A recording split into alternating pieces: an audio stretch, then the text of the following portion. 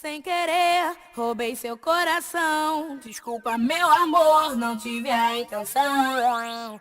Por favor, desgoste de mim, pois eu não mereço ser amada assim.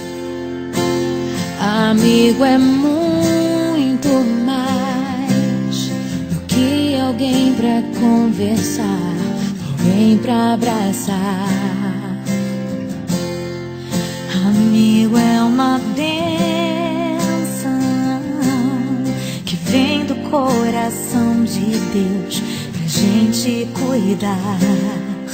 É assim que você é pra mim, como uma pedra